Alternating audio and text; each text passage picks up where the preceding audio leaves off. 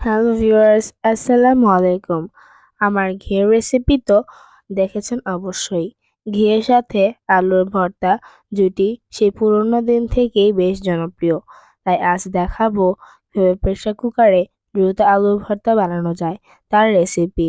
আলু ভর্তা যে কতভাবে বানানো যায় তার কোনো হিসাব নেই, তবে আমার কাছে এই পদ্ধতি সবচেয়ে সহজ মনে হয়।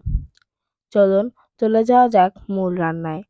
আলু ভর্তার জন্য মূল উপকরণ নিয়ে নিলাম দেশি আলু।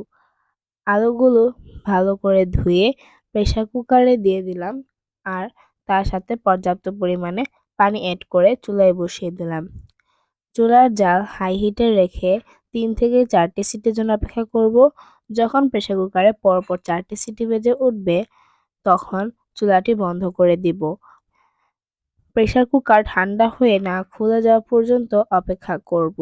এই তো প্রেসার কুকারের ঢাকনা খুলে গেল। এবার আলুগুলো ছিলে আঙ্গুল দিয়ে প্রেস করে হালকা ভেঙে একটি বাটিতে রেখে দিব।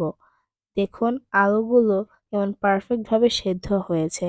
সবগুলো আলু ছিলা হয়ে গেলে এবার একটি স্টিলের গ্লাস নিয়ে ভালো করে চেপে আলুগুলো মিহি করে নেব। এই কাজটি হাতেও করা যায়, তবে গ্লাস দিয়ে ভালোভাবে মিহি হয়। আলুগুলো মিহি করা শেষ হলে প্রথমে কিছু মরিচ, লবণ দিয়ে গুঁড়া করে নিব। মচমচে মরিচ প্রথমে লবণ দিয়ে গুঁড়ো করে নিলে মরিচগুলো ভালো ম্যাশ হয়।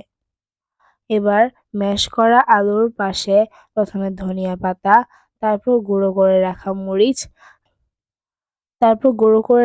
মরিচ থেকে কিছু মরিচ গুঁড়া আর সাথে দিয়ে দিলাম পেঁয়াজ কুচি। এখানে নির্দিষ্ট কোনো পরিমাণ নেই, যে যার টেস্ট অনুযায়ী দিতে পারেন। ও হ্যাঁ, আমি এই পর্যায়ে লবণ অ্যাড করেছিলাম, যা ভিডিও ক্লিপে স্কিপ হয়ে গেছে। এবার সমস্ত উপকরণগুলো মেখে নিব। সমস্ত উপকরণগুলো মিক্স হয়ে গেলে এবার এতে অ্যাড করব সরিষার তেল। সরিষার তেল দিয়ে সমস্ত উপকরণ ম্যাশ করা আলুর সাথে ভালো করে মেখে মিশিয়ে নিব। ব্যাস হয়ে গেল মজাদার আলু ভর্তা।